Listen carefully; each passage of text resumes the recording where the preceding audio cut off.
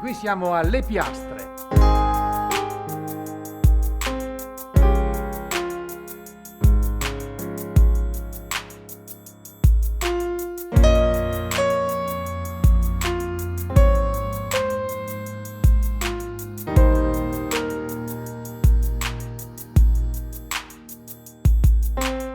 Non mi ricordo ora dove sono nata.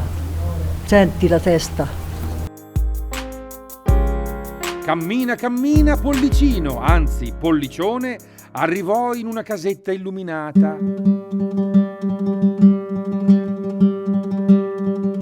Ma dove sono capitato? Buongiorno. Buongiorno. C'è la roba da mangiare, ci sono le signore vestite... Lei si veste sempre così, signora, normale? Nelle occasioni particolari sì, per ricordare i tempi passati. Noi ricordiamo le ghiacciaiole delle Piastre, calze rigorosamente di lana di pecora, poi ancora su non posso farvi vedere, ma tutta pecora sotto, proprio bella calda, quindi dovevamo stare nel ghiaccio, vede come mi medesimo. Ma difatti cos'è uno psicodramma il suo? Cioè lei per rinverdire la situazione della ghiacciarola si mette vestita così? Ma perché sicuramente i nostri prodotti mangiati con questi vestiti addosso assumono un profumo e un sapore diverso. E a proposito di prodotti, cosa state producendo qua? Stiamo facendo i necci, sono il prodotto tipico della montagna pistoiese. Ma neccio o leccio? Neccio. Neccio cosa vuole dire? Non glielo posso dire il significato. Ma siamo tra adulti. Ha visto quando i bambini sono ancora piccolini, che non Sì. usano ancora il gabinettino? Sì. Fanno nelle loro mutandine un neccio. Ah, ho capito! Una caccona! Una caccona! Ma è tutta roba sana! Tutta roba ho sana. capito, vabbè. Allora, il neccio, Il neccio, che il adesso lo neccio. mangio più volentieri, perché ho capito cosa vuol dire. Ovviamente è fatto con la farina di castagna. Signora, fa schifo se lo assaggio crudo? Buono, quello. Sì. Buonissimo, è l'essenza della castagna, la castagnità. Allora, sono disturbato dalla colina per cui parlo male, però allora è fatto con farina di castagne, acqua. Poco sale. La Sestilia, la ricetta del neccio, se la ricorda benissimo. Eccolo. Ma sì, ma è una piadina di castagne, dai. Ci si Eh. mette dentro la ricotta e così assomiglia a un cannolo siciliano. Ma dai, Te lo mangi e ti godi la bellezza, il profumo, il sapore, la dolcezza della montagna pistoiese. E soprattutto la gentilezza delle signore di Pracchia. Oh, scusa, ti sei messo tutto in costume, eccetera, fuori tu pensavi che arrivasse Linea Verde, poi sono arrivato io e sei rimasta delusissima. Vabbè. No, assolutamente. Ma ormai avete fatto sta roba, adesso un po' da mangiare me lo date. Certo. Però questo orgoglio, questa necessità di trasmettere, perché? Allora, io vivo in montagna, vedo che ci sono gli alberi e vedo che gli alberi fruttificano se hanno le radici ben piantate. Allora, io ricerco le mie radici, faccio capire ai ragazzi l'importanza delle radici perché si possa portare frutto. Ecco perché faccio tutto questo. Adesso è tempo di polenta, ovviamente polenta di castagne, ma polenta di castagna dolce e c'è il professor Vasco. Mi viene a mente di essere attrezzati per bene. Oh, naturalmente a Vasco c'è qualcosa che non va, ma... Vasco, il marito di Sestilia, è il gran cerimoniere della polenta di castagna. E naturalmente Brontola, che non ci sono più le pentole di una volta. No, Vasco dice che se facesse così quando fa le dimostrazioni serie e le feste, tutti andrebbero via. Io rimango. Rimango anche per il dolce. Questo, È il dolce dei poveri. Indovina che c'è dentro? la castagna. Gruppo di cuoche in un interno, con assaggiatore. E Pollicione alla fine mangiò tutto, felice e contento. Insomma, via. Fino a qui ci siamo arrivati. E sono contenta se sto così. Il sacchettino con la merenda, con la torta di castagne e mele. Beh, insomma, i grandi guerrieri avevano l'amuleto. Io ho questo che è il mio centro di gravità motivazionale. Stimolato dal premio finale, riuscirò a finire la gita.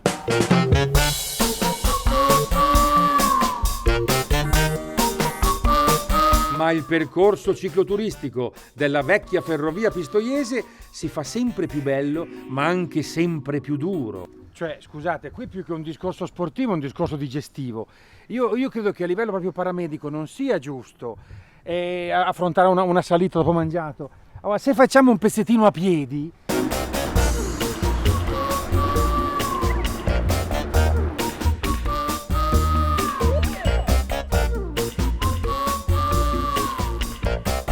Patrizia, ascolta. Sì. Noi allunghiamo un po'. Sì, sì. Ma io vi raggiungo. Questa Patrizia la prendiamo noi, eh? No, quella la potevo prendere anch'io, stavo lì, non dava fastidio a nessuno. Porti peso in più, ti affatichi certo, di più, sì. insomma, te la ridiamo in cima. Non ti Va preoccupare. bene, ok. Ciao Patrizia.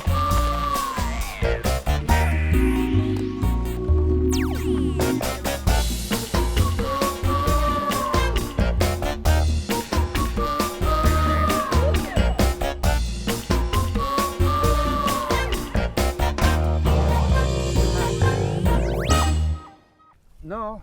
Ma non siamo in cima qui? Sì, siamo in cima, al culmine della salita, però ancora è presto per mangiare la nostra torta di castagne. Dove siamo qua esattamente? Guarda, qui siamo proprio in cima al passo dell'Oppio. Ah, sì? Intanto guarda di goderti questo bellissimo paesaggio.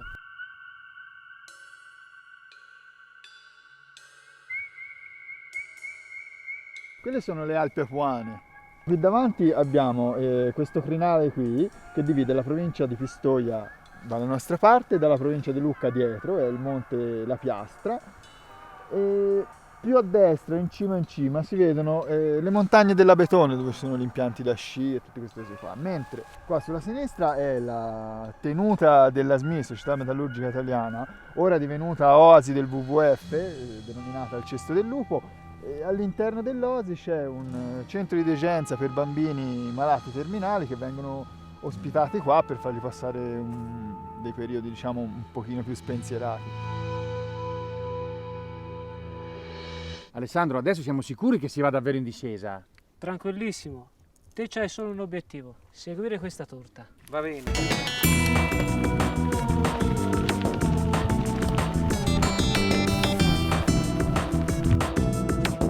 La torta.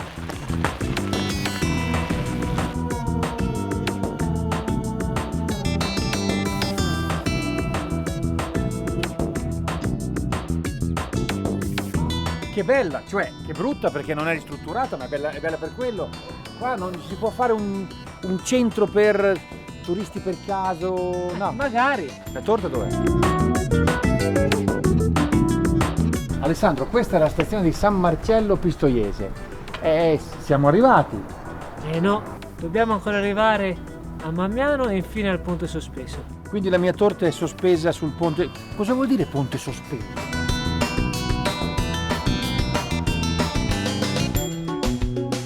Alessandro, è la stazione di Mamiano? Sì, È l'ultima stazione, quindi festeggiamo. è il capolinea della fabbrica, ma noi ancora dobbiamo arrivare al ponte sospeso. Cosa sarà sto ponte sospeso?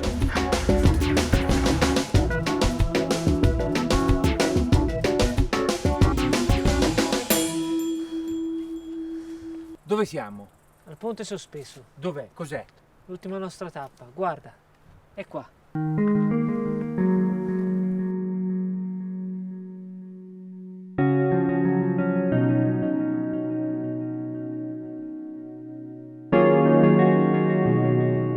Ma dai, ma è una meraviglia! Hai visto che bellezza? Ma non me l'aspettavo!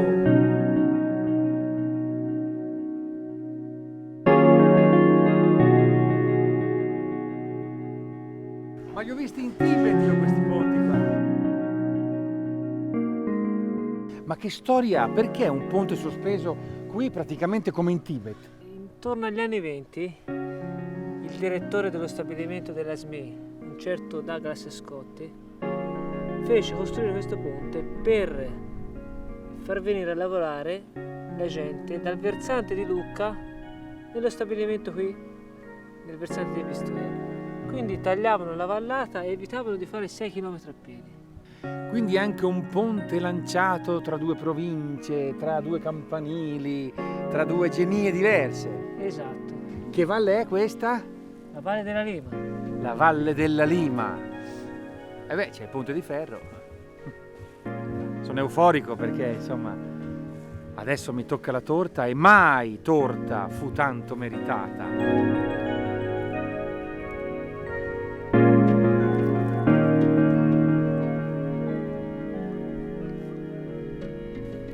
compio un sacrificio alla natura di questa valle meravigliosa, a questa gita, una briciola della torta di castagne. Eccomi qua sul territorio. E che territorio? Un territorio meraviglioso.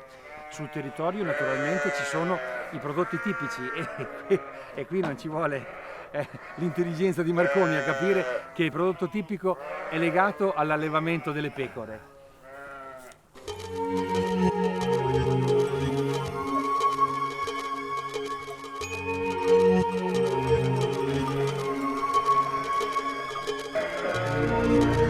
Ora locale, ora legale, non gliene importa niente, sono arrivate da sole, perfettamente al tramonto. Sì, e loro tutte le sere a quest'ora lì entrano al suo ovile. Renzo ha un figlio che ora manda avanti l'azienda. Quel signore là è Stefano. Buonasera. Eccolo qua. Come ci sei capitato qui ad allevare le pecore? Io sono sempre stato qui. Ah. In 3 parole, mi spieghi qual è il tuo lavoro, il tuo ciclo produttivo, il tuo allevamento, il tuo metodo?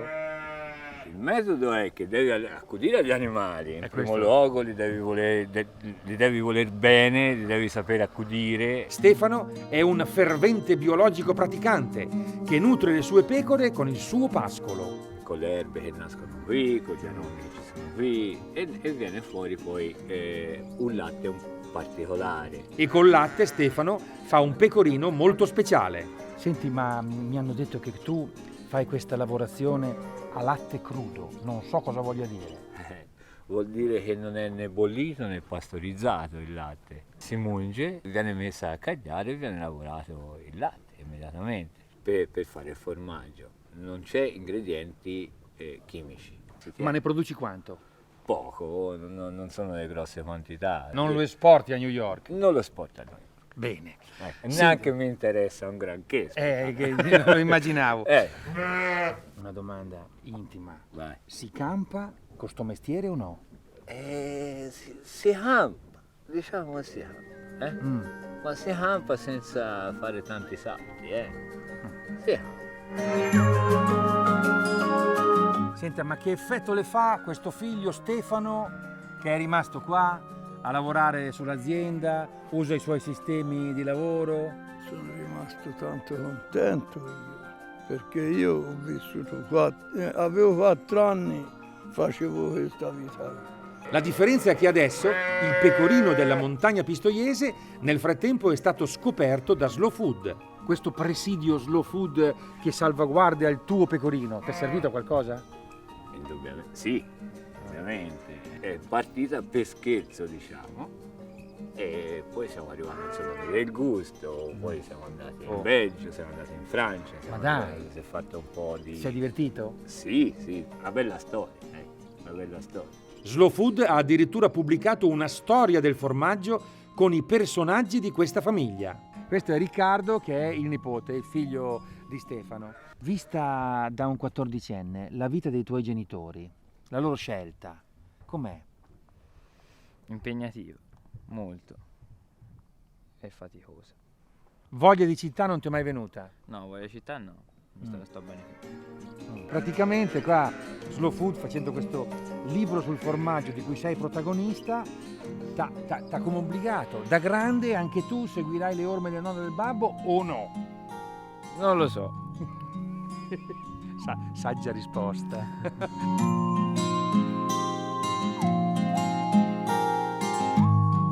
Ma non è che anche quelli di Slow Food vengono qua e rompono le scatole, come le fai, come non le fai? No. Insomma, c'hanno delle pretese, no? No, sarà male di fare qualche assaggio.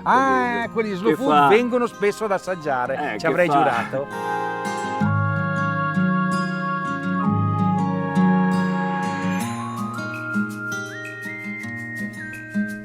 Anche loro fanno la cultura dei mostelli. Ecco, io sono bello a posto. Dunque, io il mio obiettivo l'ho raggiunto, che era quello di farmi invitare a merenda, praticamente a cena. Però Marco, di Slow Food, in questo pecorino latte crudo della montagna pistoiese, cosa ci avete trovato voi di Slow Food per, come dire, dichiararlo patrimonio? Perché ci sono 38 produttori, hanno dei greggi, dei pascoli diversi, e quindi è veramente slow food questo, perché presidiano un prodotto, e quello ci tengo a dire, un territorio. Quindi le frane, il coinvolgimento delle acque, il terreno è loro, delle loro bestie, e ci stanno e lo vivono, e per noi è bello questo. Quindi oltre a assaggiare un prodotto si dà anche un valore a queste persone che vivono qui. Perché se questa gente non ha più voglia, si mangerà plastica, sempre. Buono, pulito e giusto. Tomò. Questo è il concetto.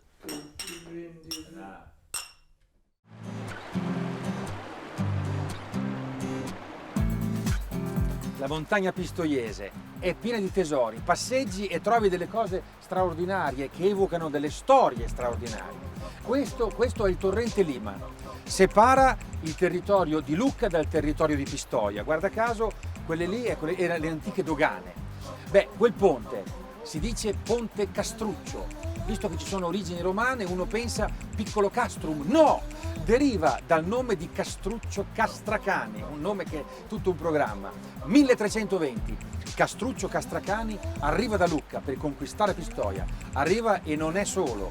Con lui c'è Filippo Tedici, un traditore pistoiese. Grande battaglia fra lucchesi e pistoiesi. Vincono i pistoiesi, tagliano la testa al traditore. E la testa di Filippo Tedici è ancora raffigurata in centro, a Pistoia.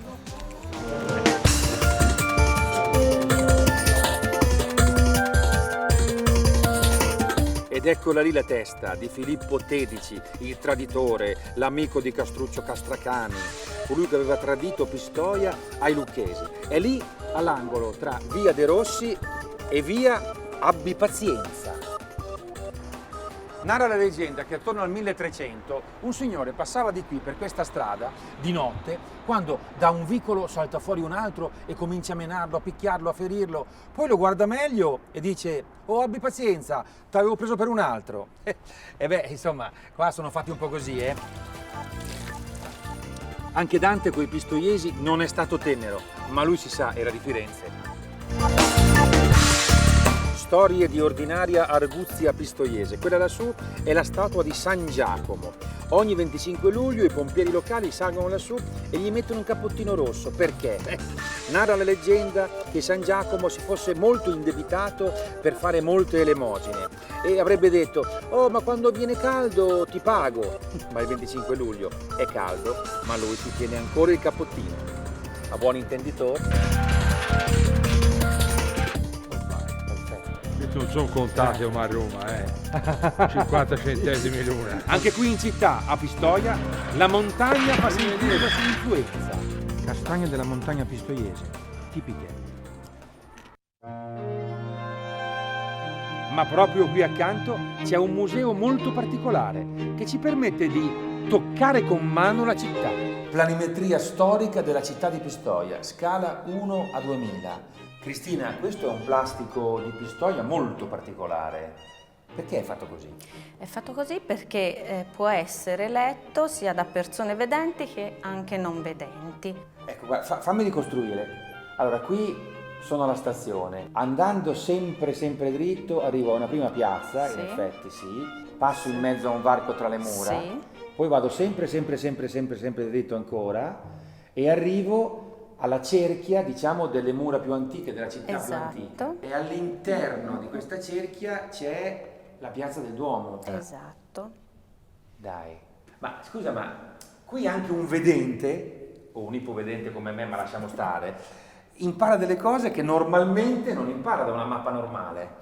Esattamente, ed è un po' lo spirito di tutto il nostro museo tattile. All'inizio del museo tattile c'è una mappa tattile per orientarsi, poi con questi percorsi uno arriva in pratica da solo ai monumenti. Qui invece iniziano a scoprirli. Quindi, a differenza di tutti gli altri musei, qua posso toccare. Sì, assolutamente. Io tocco qua la cattedrale di San Zeno. La cattedrale di San Zeno. Per entrare lo dobbiamo smontare. Uno lo comincia e tocca. Certo. levo il tetto. Ma dai, c'è proprio il plastico interno. Me la prendo in mano. Ma addirittura. E te la puoi proprio certo. girare.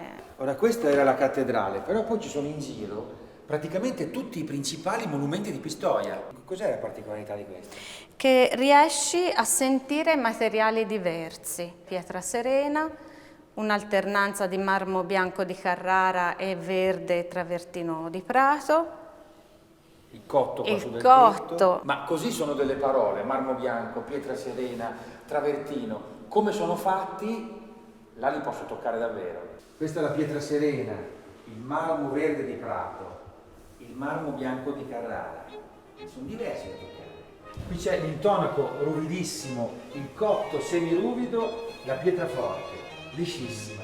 Uno dal museo tattile può portarsi un dépliant oppure un CD se non ci vede, ma l'ultima trasgressione, quella definitiva di questo museo tutto particolare è questa. Questo è un vero reperto archeologico, età romana. Lo posso toccare. E qui c'è un pannello. E da questo pannello vedo, tocco, insomma capisco che qui al museo c'è un'altra cosa molto interessante. Io sono venuto a Pistoia a fare il turista, ma forse proprio a Pistoia hanno inventato il turismo. Siamo a metà del 1100 e nasce uno dei primi liberi comuni d'Italia, il Libero Comune di Pistoia. Contrasto con il vescovo, contrasto tra il potere temporale del vescovo e il comune laico, niente di nuovo. Ma a un certo punto il vescovo ha un'idea geniale, porta a Pistoia una reliquia, la reliquia di San Giacomo di Compostela, ed ecco allora che Pistoia diventa una tappa assolutamente imperdibile della via Francigena e si riempie di turisti. È il primo esempio di marketing territoriale.